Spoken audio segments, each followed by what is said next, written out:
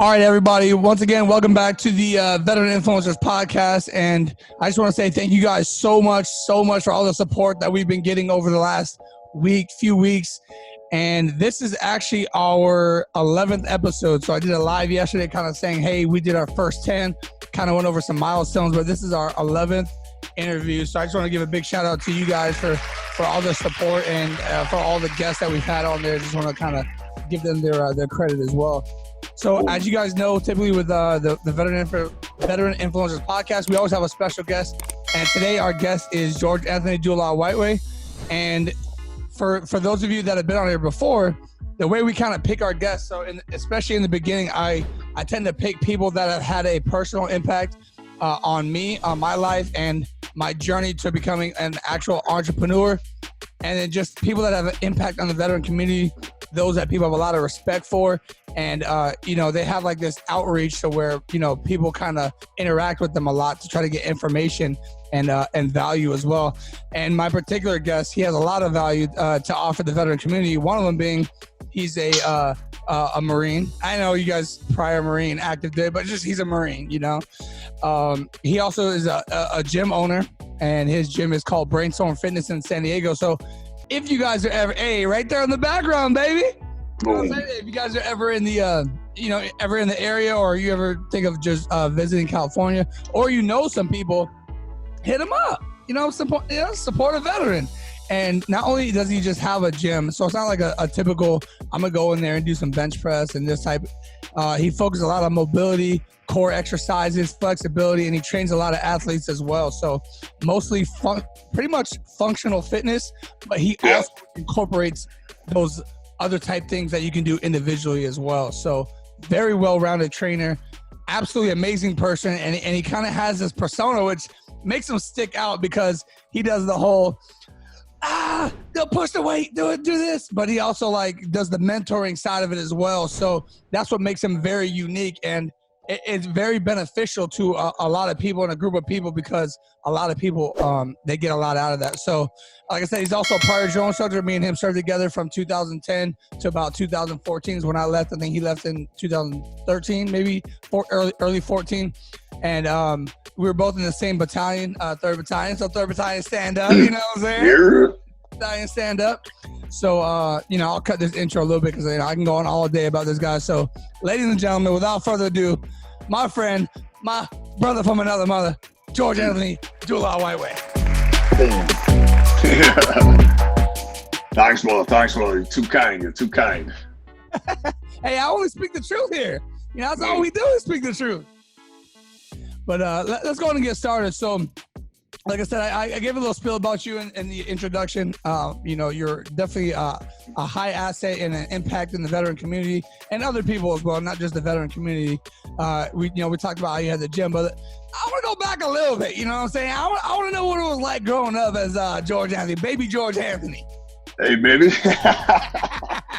Hey, baby George Anthony was ruthless, my boy. Ruthless. Baby George Anthony was ruthless.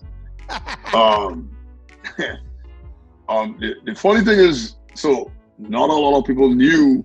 So I'm from Trinidad originally. I was born and raised in Trinidad, small island. For those who don't know, it's a very small island down off the coast of South America. So I have an accent now, and many people who knew me in the military never knew I had an accent, never knew I was from Trinidad, because I used to mask it, right? Because you can imagine being a drill instructor, we already yelling and screaming all the time, and people already don't really understand when we rapid fire commands. Yeah. Right. So imagine trying to do that and have an accent both at the same time. No, it would never happen. Right. So, but I was born and raised in Trinidad. Moved to United States. Well, take it back. Right. So, came from kind of a mixed household type of thing, right? So my parents were never married, and I spent a lot of time with my grandparents growing up. But my grandfather was a teacher and a principal for many years, right? For like 50 years.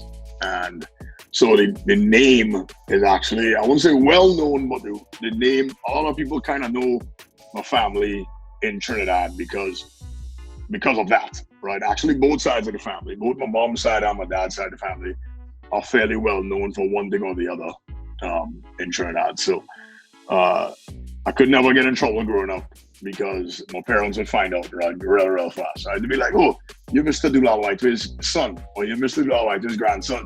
Okay, I know him, that type of thing. So, Damn. Grew up there, couldn't get away with anything, oh boy. So, grew up. My father was very strict. Grandfather was very strict growing up as well, and it definitely rolled over. It definitely played a part in the person I am today. You know what I mean? In the way I kind of conduct myself. So,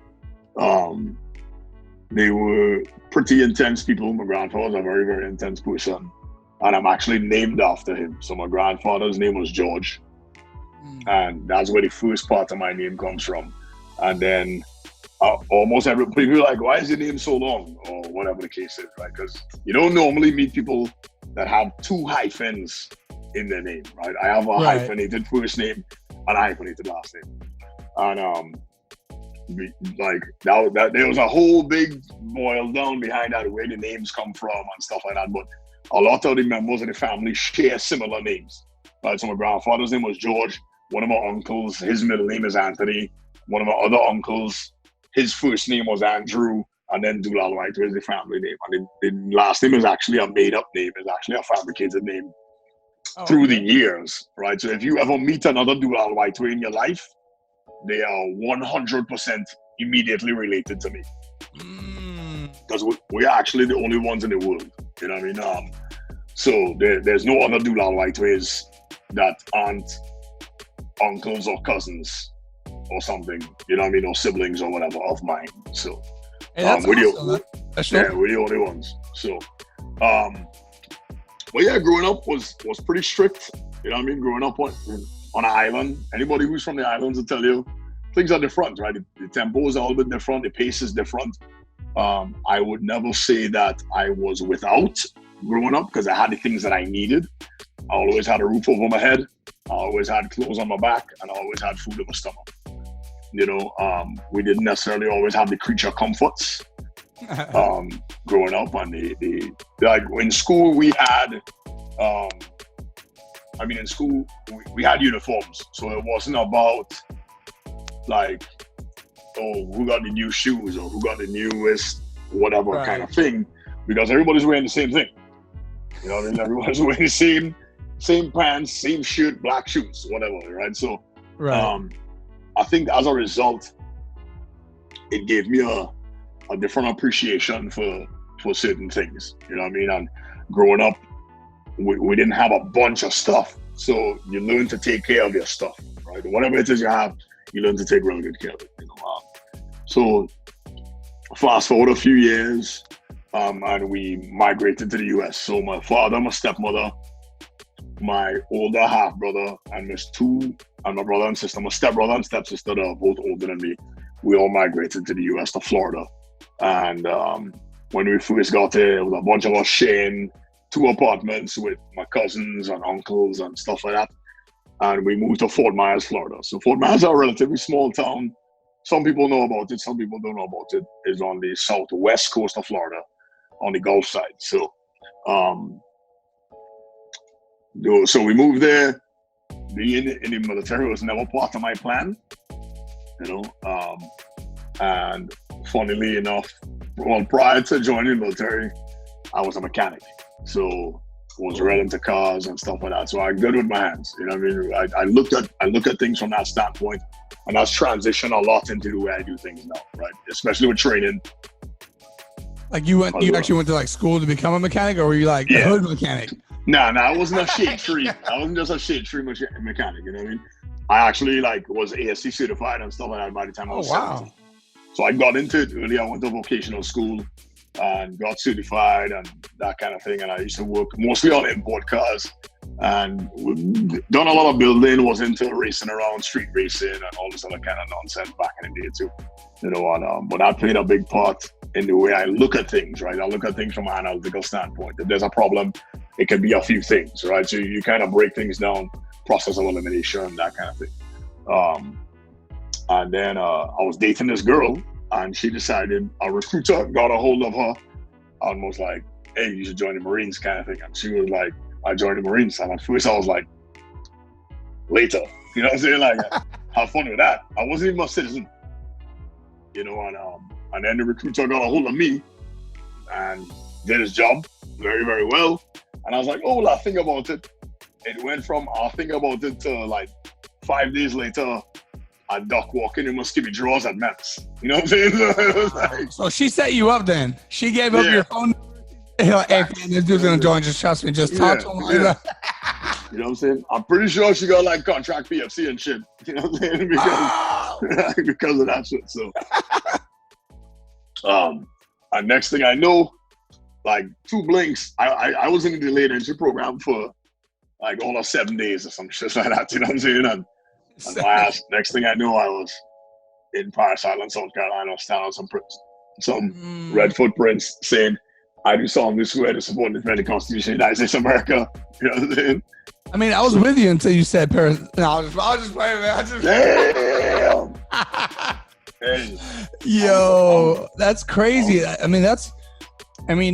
actually grew up. I don't want to say grow up. I lived on an island as well. I actually lived in Bermuda for, a little bit of my childhood. And in Bermuda, just thinking about when you were talking about the whole island life, it's like my school was on the water. It was school, water. You know what I'm saying? Right down the playground. By the beach. And people would always try to get in the water to go, there was this huge rock, a little bit off of it.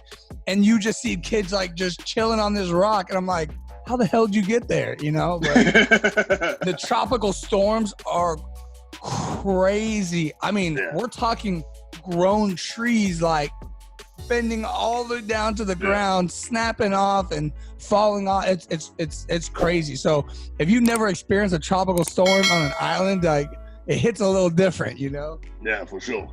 I've been through a whole mess of hurricanes and tropical storms in my life, so. Yeah, that's crazy. So that kind of we talked a little bit about your early childhood and from Trinidad, which it was kind of cool to hear about the fact that you have a significant last name that nobody else can kind of have it, I guess Ancestry.com, it's a little easy for that. Yeah, it's going to be confused. Ancestry.com is going to be interested. I don't know how good the census information was in Trinidad back in the day. So I'm curious. That's awesome too, and not just having a double hyphenated name, like you said. Who else can say that they have that? You know what I'm saying? Yeah. I've heard of a last name hyphen. I guess I've heard of hyphenated first names, but I've definitely never seen it both ways. Yeah. So we talked about early childhood and kind of what led up to you getting set up. Led up to you going going into the Marine Corps. So. Now here you are, like you said, duck walking at MEPS. And so what was the transition like going from civilian to Marine, and then also about when you first got into the Marine Corps? Did you feel, I'm glad I did this, or are you what the hell did I get myself into? Oh, bro, I was pissed. I was livid, right? Because I just told you I joined because of a female. Right. We actually went to boot camp at the same time. And then, so we were on the same track. Okay. Right, so we were on track. So I was Charlie Company. Okay. And she was whatever, Oscar or whatever it was. But we were on the same track, and then she got dropped because she couldn't shoot. So she got dropped from the rifle range. Yeah, hold on real quick. Right? So she got dropped, and not like out here where you get dropped a week in a male battalion or a male company, you get dropped back a week because there's another company right behind you. She got dropped back a whole month. Right? So she changed companies, everything like that. So her graduation date changed, everything, you know what I'm saying? Everything was crazy. So lo and behold, we end up going to MOS school, blah, blah, blah, all this other stuff. So we end up breaking up. Long story short, we end up breaking up. So I'm like, what the F, right? So I was like, I did all of this for this chick. And then, oh, so you wanted that romantic ending, huh? Like, oh, we all just end up happily ever after. Because the recruiter, you know what I'm saying? The recruiter was like, hey, y'all gonna get married, you're gonna do this, you're gonna do that, all this, like that. I was like, easy day, no problem at all. You know what I'm saying? I'm like, all right, cool. And of course, he was like, oh, you're gonna make all this money. I already knew what kind of car I was gonna buy. You know what I'm saying? At the time, this is when the Cadillac CTS first came out. So I remember being like, this is 2005, right? So I'm like, yeah, I'm gonna buy me a Cadillac. You know what I'm saying? Like, yeah. What? Did you end up getting it? Nah. So my driving record was terrible, right, in the beginning. So had I not joined the Marines, I probably still wouldn't have a driver's license right now. You know what I'm saying? Like 15 years later, my driving record was real bad coming out of Florida. So I didn't even have a driver's license when I joined, as a matter of fact. Right? Wow. I had like an ID card. I didn't have a driver's license. So So you worked on cars, but you couldn't drive them. Right? It was crazy. Right? So it wasn't working out. That wasn't working out for me. You know what I mean? And then, so whatever, we ended up splitting up. And I was hoping to stay on the East Coast. You know how that goes once you pick your MOS. Because I didn't even know what my MOS was going to be. I just knew it was going to be 6,000 something, right? So my thought process at the time was, I already know how to work on cars. Let me go learn how to work on jets, right? So I signed up aviation option. Right. So 6,000 something MOS. And then I ended up getting 6074, which is cryogenics. So you are ordnance, right? Yep, ordnance. Right? So you actually know what cryogenics is. Yeah. Right? Because you all work with nitrogen and stuff like that. So a lot of people have no idea what that is, including me. I had no idea what it was. They came up to me at the end of MCT, and I actually thought I was going to go to Pensacola, like every other aviation MOS does, for the most part. And instead, they end up sending me to Cherry Point. So Cherry Point, North Carolina, for like 7, 8, 9 months. The school is real long, right? Because you're learning like liquid oxygen, nitrogen, all this other kind of crazy shit. And so we end up going there. And then so when they're like, oh, pick your 3 choices or whatever.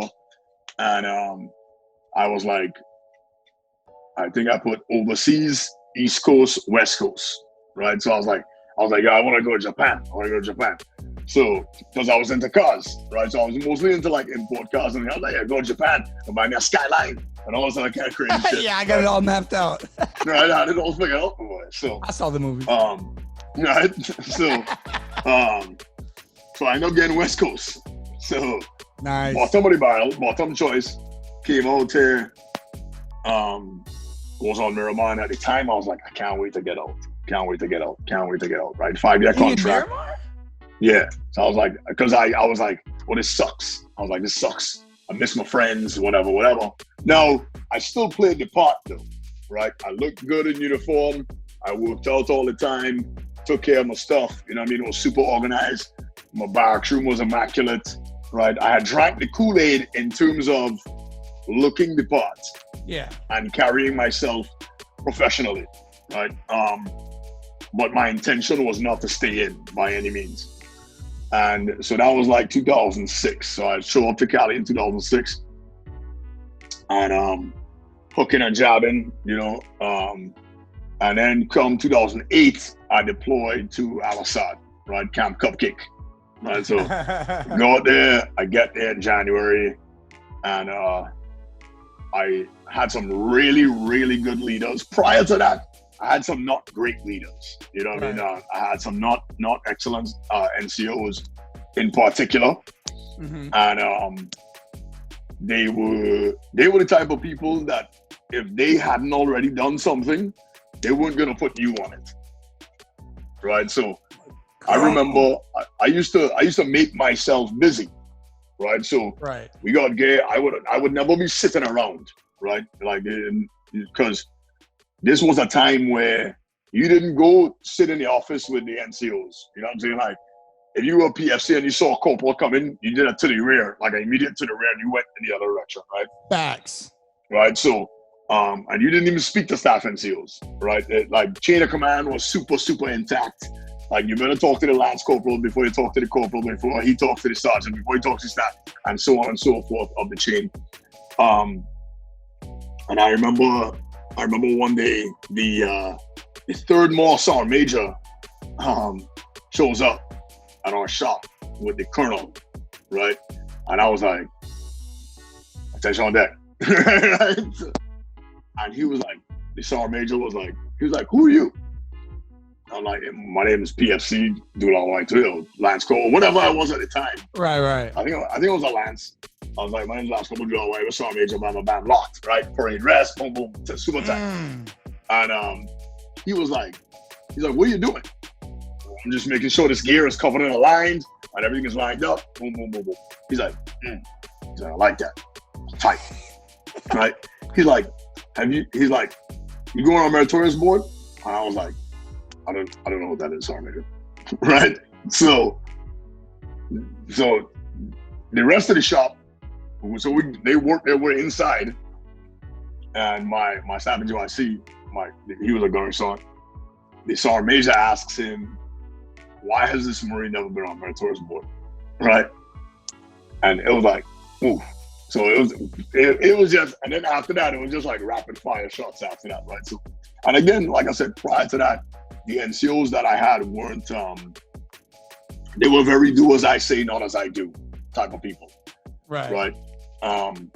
And kind of like just prior to that and after that, there was a lot of things. I put myself in positions to where I was interacting with senior leadership a lot, right? So I made a reputation for myself, and it benefited me, right? Because I was able to go to different courses, and I was on color guard, and I was on this, I was on that, and I was super square away. So I gained a reputation in the fleet for being that guy, right? And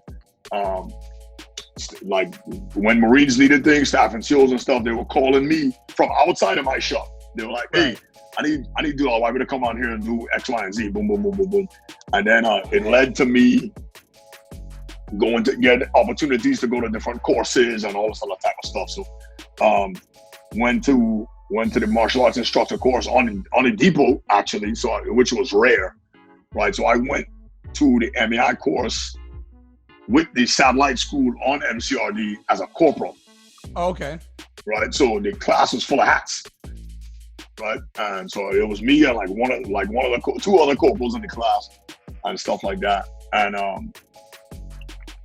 that just kind of snowballed, right? So once I got back to the fleet, it was boom, corporal's course. As soon as I came out for corporal's course, the ops chief called my division, and they're like, hey, we want him to be the map coordinator for the squadron, which is a red tab staff and CO billet, right? It's supposed to be an IT. It's supposed to be a black belt red tab, and usually a staff and CO that's holding that billet. And I was a corporal that was like a green belt or a brown belt at the time, right? So my division chief was asked, he was like, do you want to go to S3? And I was like, I go wherever you put me, right? Blossom where planted. I was like, no, so I'll go wherever you want to. And he's like, well, I'm asking you, do you want to go? And I repeated myself. I was like, wherever you put me is where I'm going to be, right? And he's like, well, where do you want to go? Right? I was like, well, I guess I'll go to S3, right? Yeah, answer the question. Well, right? I was like, well, and then he's like, well, I'm going to fight it. I was like, well, why do you ask me that? You know what I'm saying? But last time I checked, a major trumps a gunnery sergeant. You know what I'm saying? So right. the OPSO ended up pulling me in, whatever. So and then from there, same type of thing. You know what I mean? Got on boards, crush boards. Same kind of same story that most of us had, right? Most of the gunner sergeants, right? We've all been on meritorious boards and we hammer them, and we're all right hook and jab and water walkers and whatever the case was. And what I really attribute my desire to stay in and continue to push forward and do great things on the staff and SEALs that I had when I was deployed. So I ended up getting combat meritorious promoted to corporal while I was in Iraq, right? And it's they call it combat meritorious promotion because you're in country and you actually go up against. So I actually went up. That's a MEF level board. Right, and it's usually just a book board, right? Usually when you're deployed, it's usually book boards. Well, we actually did interviews. We did interviews at the wing level while I was forward. Really? As a matter of fact. Yeah, but our packages actually went all the way up to meth. So we did have, it was only a few of us because there's only so many of us in one place at the same place at the same time, obviously. And you're not in chucks, right? So you're not in, still had murder boards at the squadron level and stuff like that. And if you bugger them, they're not even going to send your book up, right? And we still had to take photos and stuff like that. But it's funny because you're taking photos in boots and utes instead of chucks, right? But anyway, so yeah, right. So anyway, so fast forward, and I'm coming back to the States, and re-enlisting. Oh, right, okay. which again, it wasn't in the cards for me. So I re-enlisted as a corporal. You re-enlisted when you're in Iraq and got that tax-free, baby. Right. That would have been clutch. Did you get a bonus? I did get a re-enlistment bonus. Hey, for the people that don't know, I mean, because depending on what time frame, I guess, I know there's like a lot of different veterans from different time frames. Are you mind letting the people know approximately how much it was? It was 30-ish K. It was like 28, 30K out of everything. You know what I mean? So it was a decent little chunk. I remember those days. Yeah. And the boy get $100,000. He re-enlisted in Iraq. In country, yeah. 100,000 tax-free. Like here's $100,000 too, and he probably blew it on to like a souped up Camaro. To like a sergeant. You know what I'm saying? Like a 24-year-old or 23-year-old dude, and you give him $100,000. You know what I mean? To re-enlist. That's crazy. Right, but so re-enlisted. Right after I re-enlisted, not too long after that, one of the re-enlistment incentives I got was to go to jump school. Me too. So, I just didn't go. Yeah. Right. So I ended up going. If you see in like all the pictures and stuff that you put up, I'm a 5 jump chump. Right. That's what they call it. Dope. You know what I mean? So I got the wings and whatever. And that year, that was like 2010. So 2010 for me was jump school, sergeant's course, back to back. And then I actually had orders to the IT course to get my red tab. And that course got canked because there was an investigation going on. And then had I gone to that course, I would have checked into DI school 10 days later after graduating that course. So that was 2010 was like a real heavy, like training heavy year for me.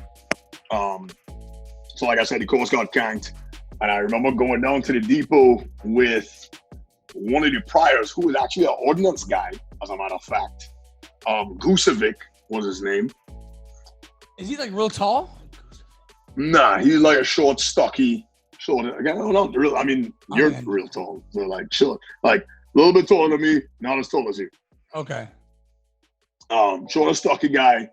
And a matter of fact, he was a kilo hat, actually. Right? So Gusevic? Gusevic, yeah. His name is in the case. I gotta look because I never ran into him. He might have been gone when I But I remember coming down there, and that was the first time I met you. Okay. Right? You were bird dogging. You and Lagarde. Yeah, Lagarde. I love Lagarde, man. People sleep on that guy. That guy is good stuff, man. Yeah, he's a good piece of gear. A lot of people talk, you know what I mean? People talk, but Lagarde is good people, man. I remember y'all were bird dogging, right? And I remember we walked into a duty hut, and you was, you know what I'm saying? And I was like, what advice do you have? And you were like, don't do it. You're like, don't come down here. And, dude, I'm telling you, man, that was like, it's too late. I was like, it's too late. I already got orders. You know what I'm saying? And that was Mike Company. And this is why I want to give a shout out to Mike Company because, everybody always says what company does it better. And everybody wants to always brag about their company. But I want to take time to brag about Mike Company real quick. When I bird dog for Mike Company, maybe it's because it was my initial time doing it. They are no joke. The intensity was crazy. And I actually showed up, and they were on series track. So double PTs, PT. yep, double PT. Yep. I had to do the CCX. I was during that little time CCX. Oh my gosh, I was lost and I was dying. Yeah, yeah. The CCX. A few things hurt like the CCX, especially 2 in one day. Oh my god. Double CCX. That's the worst PT day. That's the worst PT day of the entire cycle. And like when you're trying to learn about what you do, I'm like, hey, so how does this whole schedule work? I'm trying to read it. They're like, oh no. So I was told that we were just to be in the classroom. You're going back to PT. Yeah. I wasn't told that. And they're like, no, what are you doing? No, we're going to PT. I was like, what? I was like, I'm with them though. I was like, no, you all the new hats.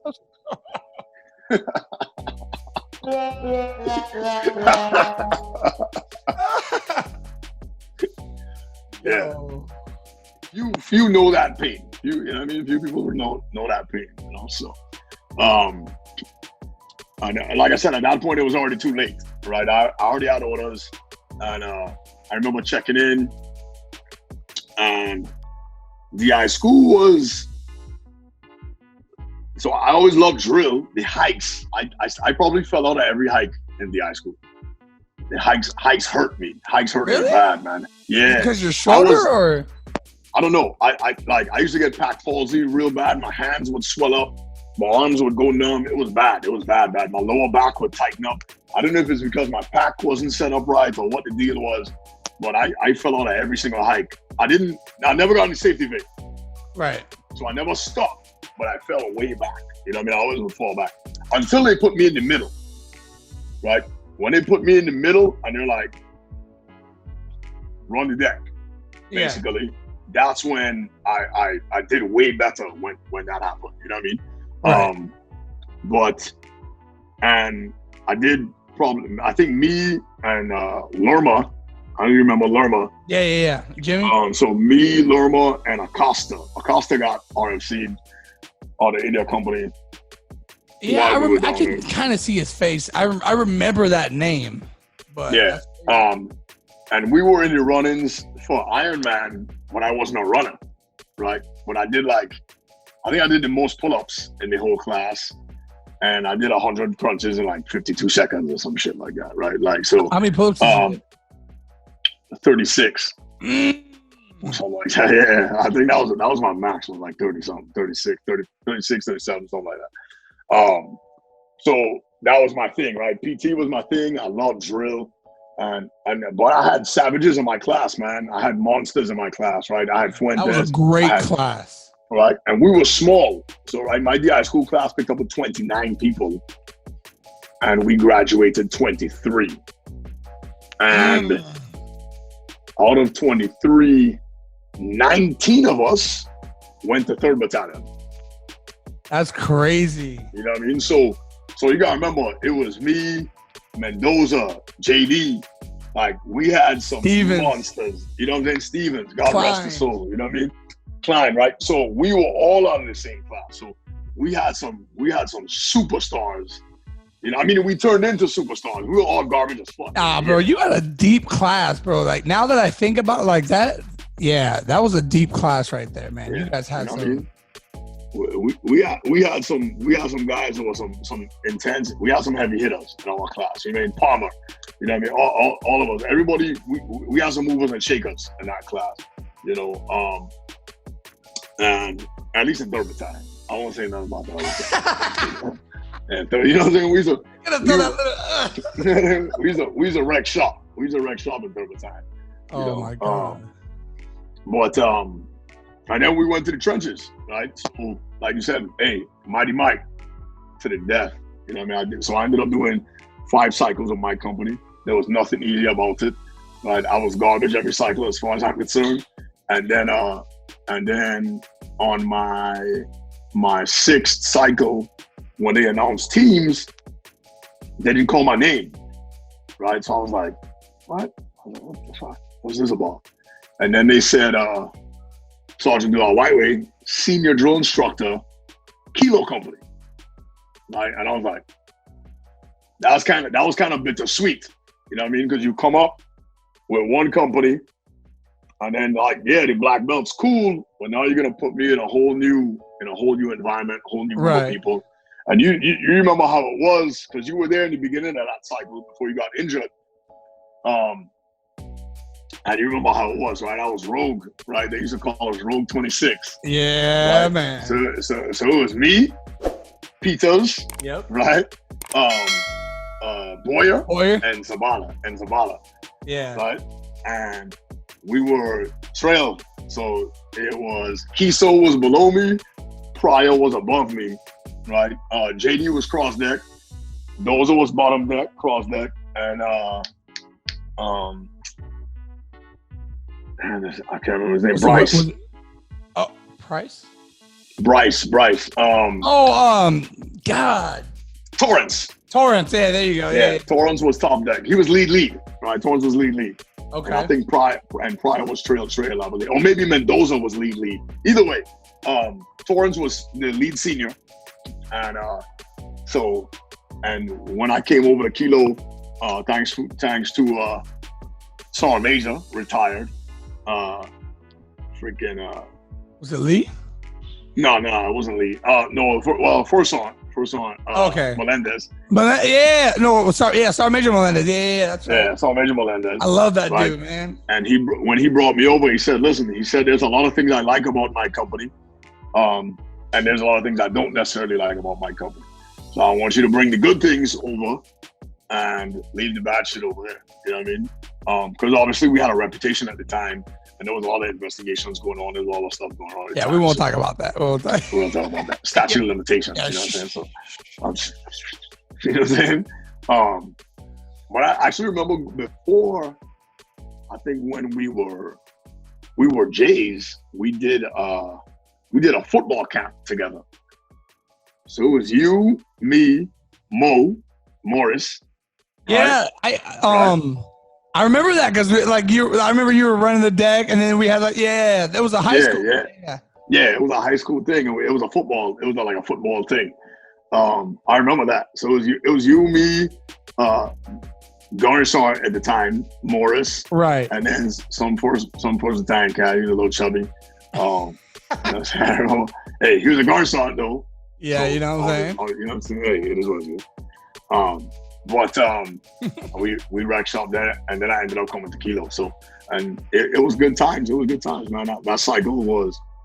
I remember Morris. First on. No, he used to be like, "Duty." I was like, "Kill." You know what I mean? Like I tell people all the time. I said, based on the things that happened to me on the drill field, there's nothing you can do to me. You can't slay me anymore. You know what I mean? Right. Based on that, and a lot of people get wrapped up in the drill field thing, right? And I talk about it a lot because it was a pivotal time in my career and in my life, and it definitely influenced and played a big part on the person I am today, right?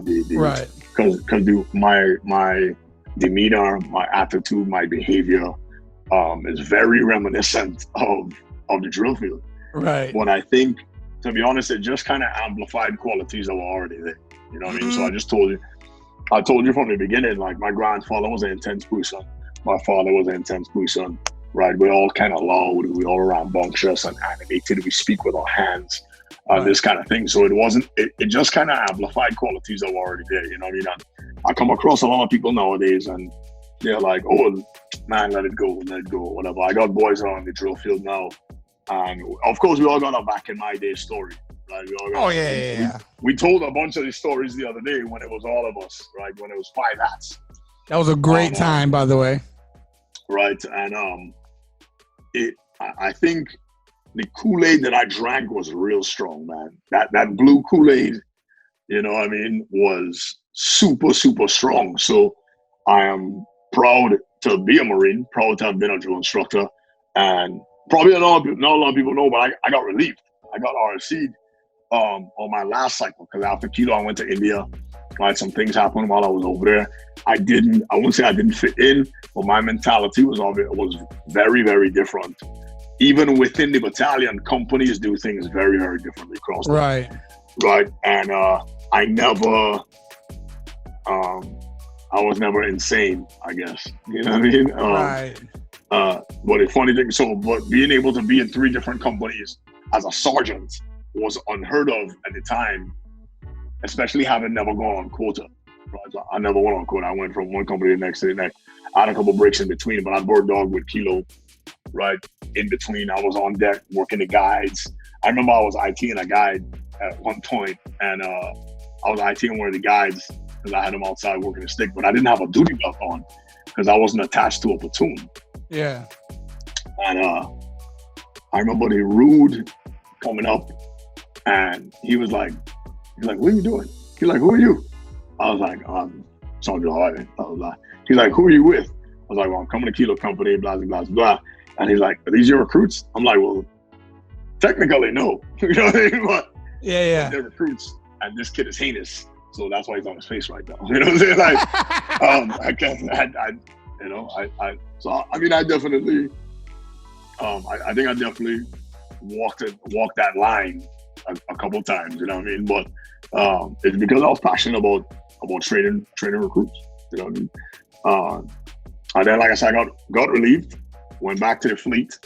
I actually went back to Miramar, to my old unit, to my old shop and everything like that by chance. I already had orders back there. And I just executed orders sooner, about 3 months sooner than I was supposed to. Right. So I didn't leave with my ribbon. I had hit my 30-month mark. I got sat down on family day of my last cycle. And it just didn't let that ride? So real quick, because I want to get your back on this. And I'm not going to go into the details that I know about your situation. And this isn't, I'm going to say it anyways. I literally watched staff NCOs quit from DI school. I watched them quit after doing a cycle and quit and get a chance and quit and get a chance and quit and say, tell the battalion commander, I'm not going back to training, and quit. Then guess what? They end up getting sent to quota and they get a ribbon. I literally watched a drill instructor that was fat the entire time that he was down there, did a partial cycle, went on quota, and I'm sure you can figure this out of who it was, went to SDC, became a chief, and then got his ribbon. And probably a comm. And a Navy comm to go along with it. And this is what I'm talking about. When you're one of the most frustrating things about being a sergeant, first of all, it's a privilege and it's definitely prestigious to be a sergeant as a drill instructor. So let me never take that away.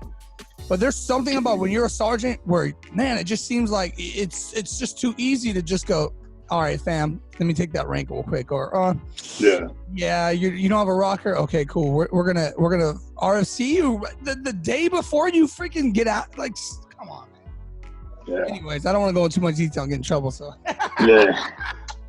Right. Well, I regret nothing. You know what I'm saying? Well, the one thing I do regret was not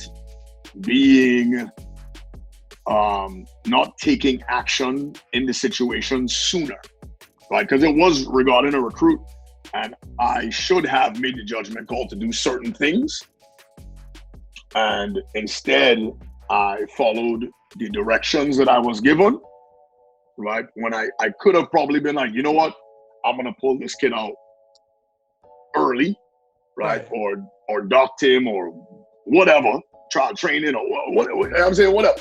But it was late in the game, right? Like I told you, so my investigation was based on things that happened on the Crucible. So it was late. It was late in the game, right? I was going to go to the dojo and try to go to the IT course and submit my warrant officer package and go from there. You know what I mean? And that was the plan. I kept my rank leaving the drill field, fortunately. But either way, I had to go back to the fleet. And when I tried to extend, it got denied, right? Because at the time they were downsizing.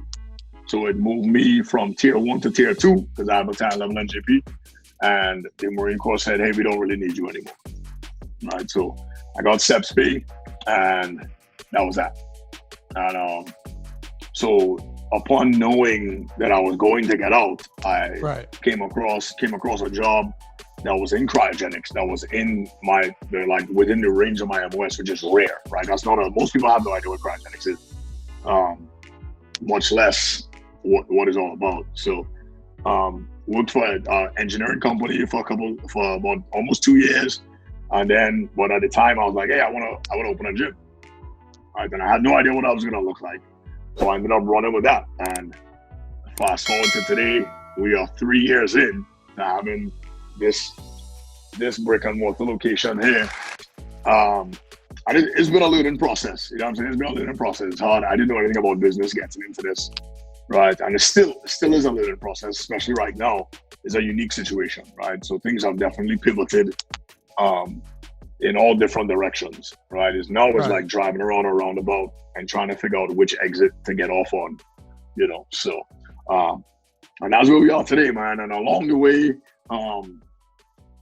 I was married, got divorced, all of this other type of stuff. I think that's like the typical story. Listen, for those of you that are a little sensitive to the ears, I'm sorry. Look, there's certain areas I'm just not sensitive to. I feel like I'm numb to the whole marriage situation. You know what I'm saying? So yeah. If you're not, you're still wet behind the ears. Maybe you don't have to listen to this part, but that seems like all too often, like the case with a lot is, I got divorced along the way, especially when you're talking about the drill field. Like, if you make it out of the drill field and you have your marriage still, then, you know what I'm saying? Like, kudos to you guys. You guys need to write a book because I need to read it, baby. You know what I'm saying? Yeah. You know what? But you learn and you change and you grow. You know what I mean? And I definitely I've grown from the experience. And the drill field took a toll on me, man. The drill field definitely changed who I was. It changed my empathy. Definitely wasn't a strong suit of mine. And I was definitely a less sensitive person after my time on the drill field, right? I didn't have a lot of compassion and these types of things. And it definitely carried over into my life outside of the drill field and outside of the military. It definitely changed who I was as a person, and I don't think I'm weak for that. I just think it just played a part. It was just a factor, because again, it just amplified things that was kind of already there, Right. And one of the things people hear me say all the time now is I don't care about your feelings. And that's not the absence of empathy or compassion. It just has to do with, I don't think you should allow your emotions to affect your actions. You know what I mean? Because that's a heavy one right there. Listen, I get hit with that all the time.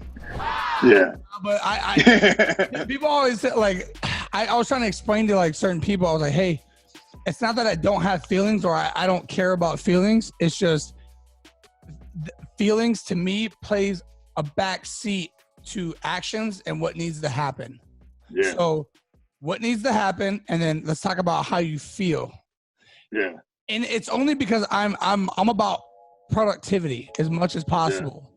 Yeah. And when I sit there and me personally, right, I can't speak for everybody, but if I sit there and I focus on how I feel all the time, I would never get anything done, because I wake up every day, especially with my son next to me in my bed, kicking me all night. My back hurts. I wake up and it's like I got to do like a whole morning BDR in order to be able to start walking around. My ankles are killing me. My knees hurt. But guess what I still do? I find time to work out. I find time to get all these things done.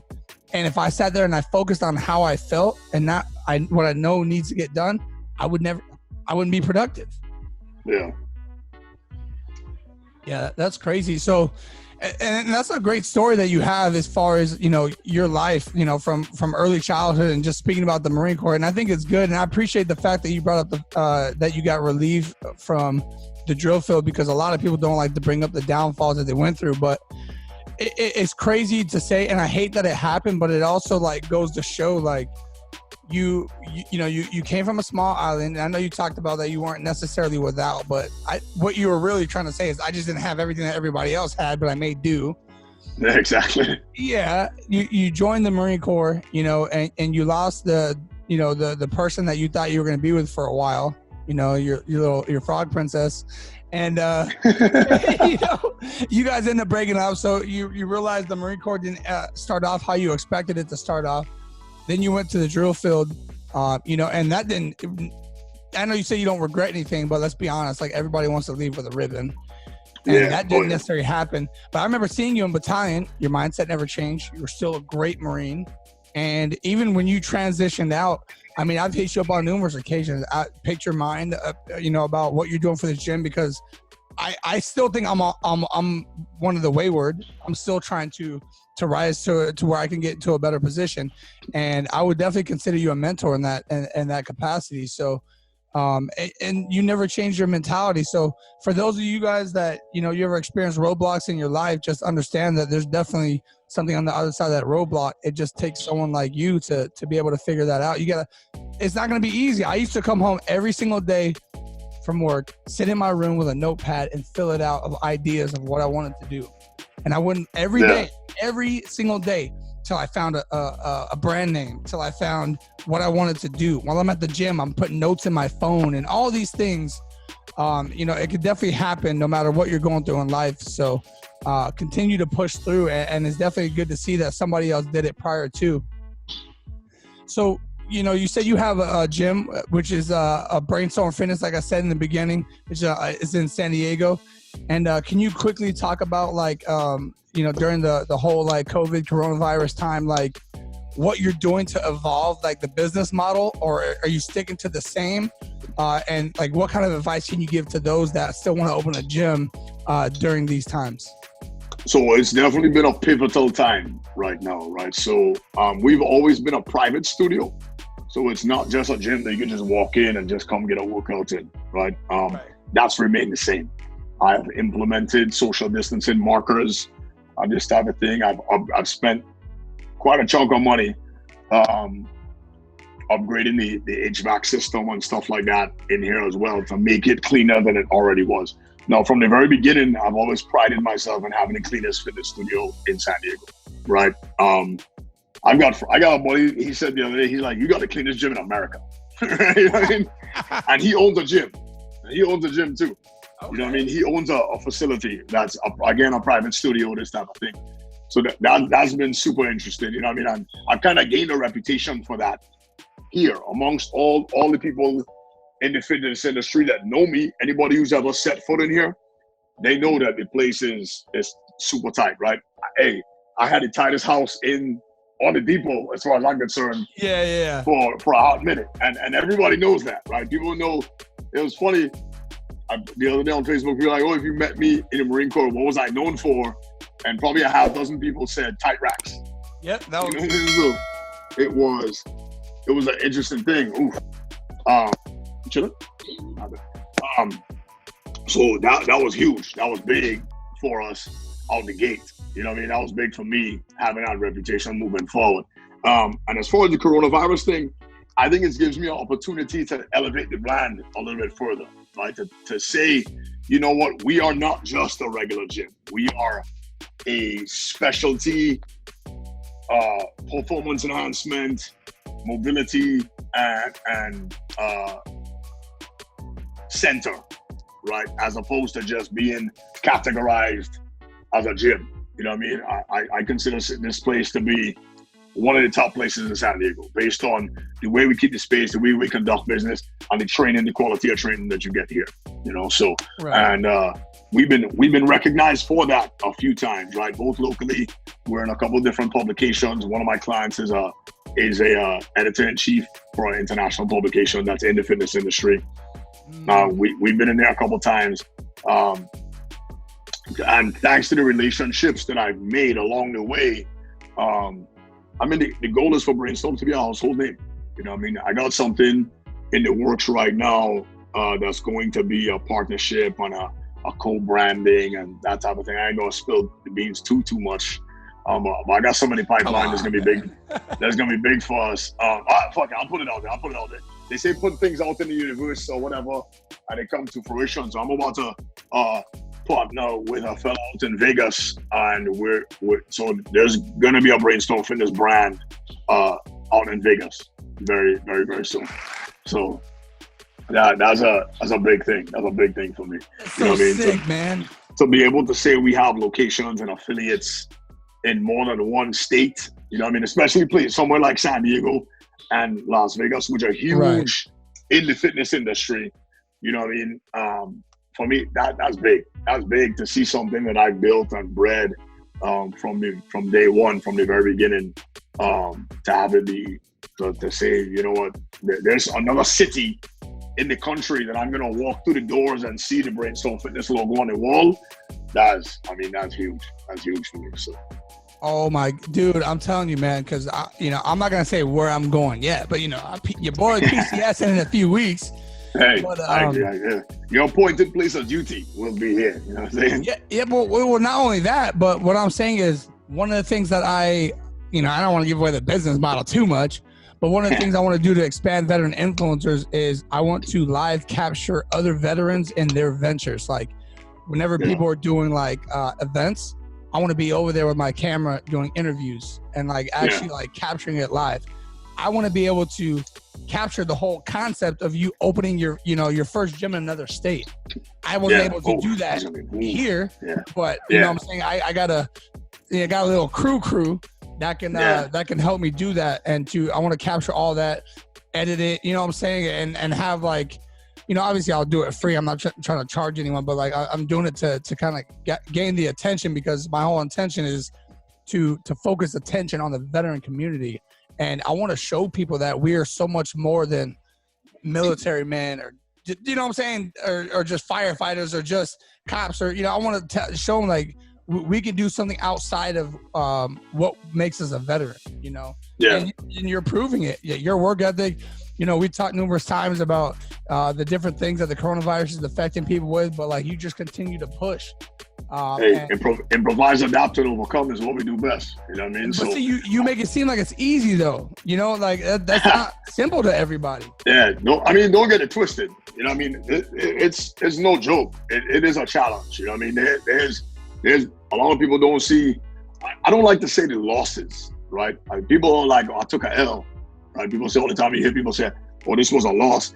I don't take losses. I gain lessons. Right? I said no losses, only lessons. Right? Write that shit down. Yeah. I'm gonna put. I gotta put that on it. I gotta put that on a t-shirt. You know what I mean? Because it's not a loss if you learn something. Right? You just learn what didn't work. That's all it is. Right, so people might say, "Oh, I failed at this." No, you didn't fail. You just found out what didn't work. You know what I'm saying? Facts. So it's like I'm not gonna sit there and say, "Oh, damn, this sucks," and you take that same energy and say, "Oh, well, I'm not gonna do that again." Right. On to the next. And that's what it's been for me. That's what it's been for me. So, and I still learn it. Still learn what works, what doesn't work. I don't have all the answers by any means. But I just try to ask the right question, right? I don't know if you recall when you talked to me about opening a gym and starting a business and this type of thing. One of the first things I asked you is, how much money do you need to make? Right? Not how much money do you want to make? How much money do you need to make? Right. In order to pay your bills, support your son, you know what I'm saying? Like whatever, right? And affect the lifestyle and live the lifestyle that you want to live. So that was a big one. That was a huge one. So, and nobody asked me that in the beginning, right? So that was one of the biggest things that I've learned along the way. If you're gonna take the time and say, you know what, I'm gonna start a business, I'm gonna start a brand, or whatever the case might be, you need to figure out where you're going with it, right? Because a lot of the times we follow our passion, right? It's not just about the money for a lot of people, but at the end of the day, it comes down to the brass tacks. You know what I mean? It comes down to the dollar. You know what I'm saying? Like, realistically, as much as you could say, oh, the money is going to come and this and that and blah, blah, blah. That's easy to say, too, when you're on active duty. When you get a paycheck on the 1st and the 15th, that's easy to say, my boy. You know what I mean? I don't have that luxury anymore. Right. So time is money at the end of the day. When the funk hit the fan, it's like time to actually, hey, right. Hey, we appreciate you. Hey, but you're out of the Marine Corps. You're out of the military. And it's like, you got to figure shit out. It's like, oh, no. Like, my boy, I just got, I guess, a simple thing that people don't usually think about. I just got dental insurance. Right. Right? If you got to get your teeth worked on, what do you do? Take your ass to dental. You know what I'm saying? And now you're off station right now, so you can't just walk into dental type of thing. You know what I mean? But I'm sure you have like a TRICARE dentist or whatever, a network dentist or whatever the case is, right? That you could go to. You know what I'm saying? Like, simple things like that people don't think about, right? As you transition out, you don't think about things like that. You don't think like, I need to get my teeth clean, or I need to get braces, or I need to get whatever. You know what I mean? A lot of the times we don't think about stuff like that. So it's things like that. A lot of things like that people don't think about. You know what I mean? People don't think about. I just now, like a couple of weeks ago, started a Roth IRA. You know what I mean? We think about now money. We think about money right now. I want money in the bank right now. We don't think about it long term. I'm 35 years old, right? And I didn't have a retirement plan,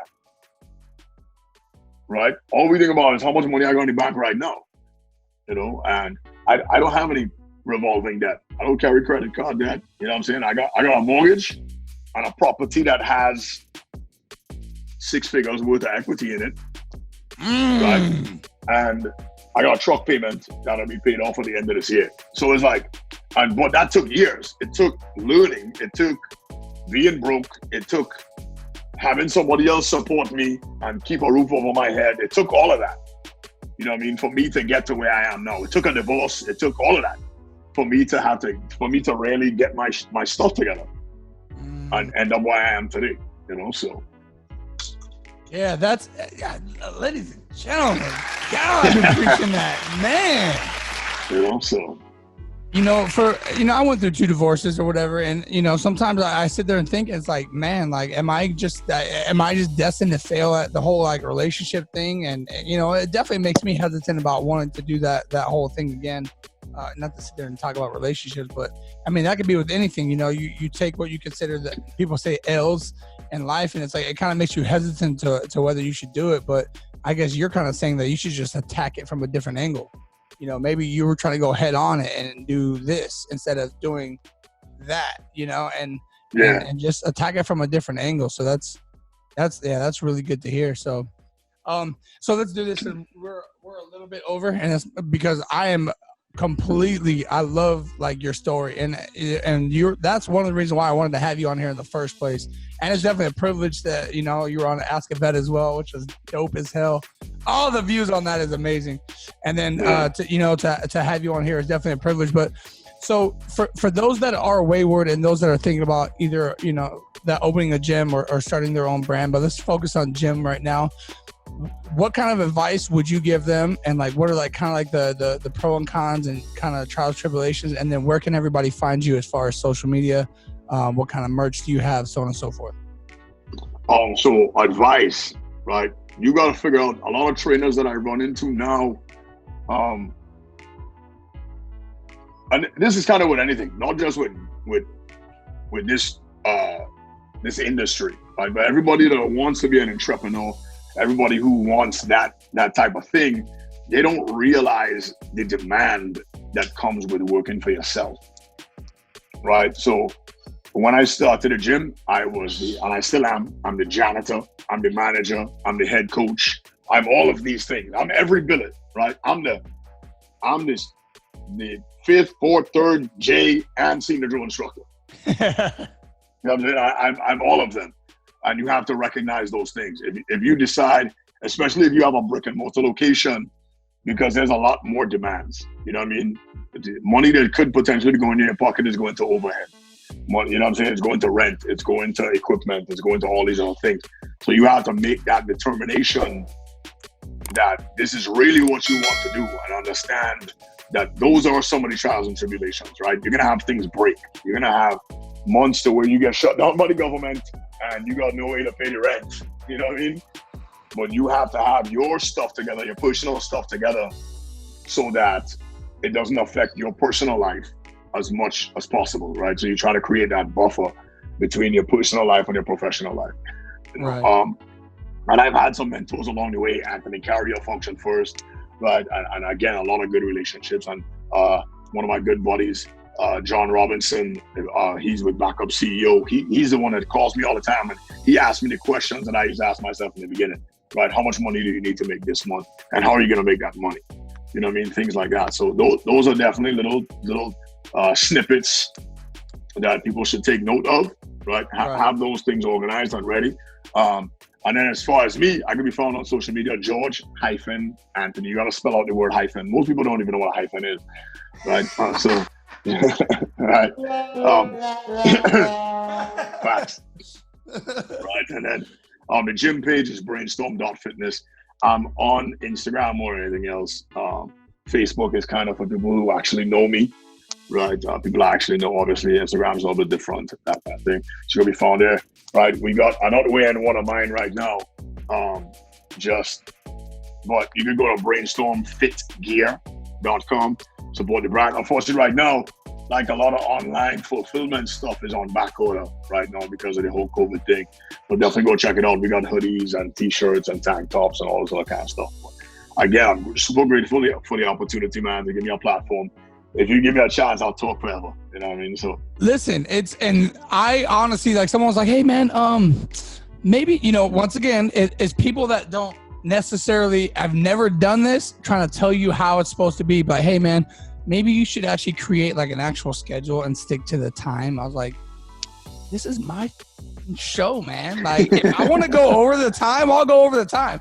Listen, nobody is like holding a gun to your head and say, stay here the whole time. And this, if you got to go, like, I appreciate all the listeners and the viewers that stop by. They can only stop by during their lunch break, or they can only stop by during, a certain period of time where they can't watch it, but they can hear it. So I appreciate all that, but sometimes you got to get the word out. And not only that, but it makes for better footage when you get a full story. And some people just have a bigger story to tell. So when I chop this up into snippets and stuff like that, and I post it out, this part that just went past 6:30 is very important. And I feel like the brand for you and then my brand, that story needs to be told. Yeah. So, and it's genuine. It's genuine. You know what I mean? Like, I'm the king of ad-libbing. I talk to people all the time. Right? I'm a shoot from the hip kind of person a lot of the times. If you put me on the spot, that's why you know it's real. That's why you know it's real. You know what I mean? It's not always structured. It's not always this. It's not always pretty. It's not always super refined. We might cuss. We might drop an F-bomb or something like that. But that's when you know it's genuine. You know what I mean? So. No, absolutely. And like you said, brainstormfitgear.com. I just don't have it on. I'm sorry about that. Like I worked out in it yesterday. You just wore it like a couple days ago. Yeah, I worked out in it yesterday, and I was probably still drying because I was working out in my like 110 degree garage. But no, I mean, obviously I got mine on, but it's essentially a tank top. It fits very good, and the actual art that's on it is like, it's actually quality. The tank is quality, and that's what I got, a tank. I'm actually gonna work my way to like the other shirts, and I'm definitely getting a hoodie because when it's cold where I'm going, I gotta sport. I'm all about supporting veterans. So the majority of the gear that I wear, the goal is to make all my gear veteran-owned stuff. I'm always asking veterans like, hey, who's got this? I'm looking to buy this. Who does this? Who does this service? I just got business cards from a veteran. You know what I'm saying? Yeah. I just partnered with a veteran, an active duty. And that's the other thing too. People don't like the fact that I call active duty people veteran. Honestly, it's the same thing to me. So like, that's tomato, Yeah. But yeah, like all about supporting the community. Hopefully all you guys are out there doing the same thing. Like, what veteran can you support? When you start looking to whether it's Tupperware, whether it's clothing, whether it's getting your car worked on, ask a veteran. Ask a vet. Ask a veteran, like, if they offer those services, you know what I'm saying? And support your fellow veteran. If you really care about the community and you care about whether the veterans are not only surviving, but they're thriving. There you go. Perfect word usage. When they get out, if you care about that transition, then prove it through your actions. And the last thing I want to leave with is, so I see a lot of people doing the 22 push-ups, which I will never take anything away from raising awareness. But what do you do when you have that awareness now? You know what I'm saying? Action, my boy, action. Exactly. Imagine if, not like I said, push-ups raise the awareness, but imagine if through my actions, I can positively affect the life of that person prior to them even thinking about committing suicide. Yeah. And how do you do that? Well, what are some of the factors where people want to commit suicide? Whether it's money, whether it's family, relations, all these things, just someone to call them and say, hey man, how's it going? You know what I'm saying? Not to brag about myself, but I do those on a daily basis. Yeah. So I feel like I'm doing my part. A lot of people have been tagging me in the push-ups. I'm sorry. You know what I'm saying? I just got so much stuff to do. But it's not because I'm ignoring you guys, but I feel like sometimes the action speaks a little bit louder than just doing it. I mean, and I've been there, brother. You know what I mean? After I got out, I was lost. I was lost for a long time. I was lost. I was angry. I was depressed. You know what I mean? And I had to check myself in. I had to check myself into the VA. You know what I mean? Because there was a couple occasions where I was like, I didn't want to go on, to be honest. Right now, not a lot of people know that. Now it's out there. You know what I mean? And we always say, "Oh, I'm only a phone call away. Call me," or whatever the case is. But not a lot of people have actually experienced what that feels like, or to have somebody close to them know what that feels like. You know what I'm saying? And as a matter of fact, one of the people that I reached out to was Mo, First on Morris. You know what I mean? I called him the next day, and he kind of put me in check. You know what I mean? He was like, "What? Hold on." You know what I'm saying? And he kind of talked me down off the ledge. Him and a couple of other people that I reached out to. You know, great choice of people to pick. Yeah, you know what I mean? And I'm here today. And that's something that I gained, that trust, that kinship, that brotherhood is something that I gained from Marines. You know what I mean? Because a lot of times we go through things that only we understand, you know? So that's all, man. And this right here, people, is why I don't stick to the script, all right? This is real stuff, and not to make light of it, this is real stuff right here. A lot of things that, you know, the people in the veteran community go through, active duty community, they go through, and, you know, sometimes it's not as easy as just telling someone, you know, I'm only a phone call away. How about you make that phone call? Yeah. You know, so I wish I could do this forever, man, but I appreciate having you on. I know the veteran community does too, man. And for those of you guys that are out there viewing, those of you guys that stop by, drop some comments in the feed. Thank you guys so much. Highly appreciate bringing the attention. I'm telling you, man, if you haven't already noticed by just this interview, this guy is just an amazing person. And I'm glad you decided to continue on, continue pushing, because I will always rep your name. I will always tell people about your brand because I fully believe in it. I believe in who you are as a person, business owner, and I know you're going to continue to do great things in the future, man. And, you know, definitely I hope we can continue to find some things to collaborate on, because people like you, man, like I would rather you get the attention than me. Like if you get more out of this interview than I do, I'm all about that, and you deserve it, man. I appreciate it, man. Likewise, brother. Absolutely, man. We'll definitely see you in the near future. You know what I'm saying? We might have some surprise guests on Ask a Vet. You know what I'm saying? Stand by. It might just pop up. You know what I'm saying? Yeah. But I appreciate you, brother, man. We'll see you on the next one. Sounds good, brother. Later. All right. Peace. Boom.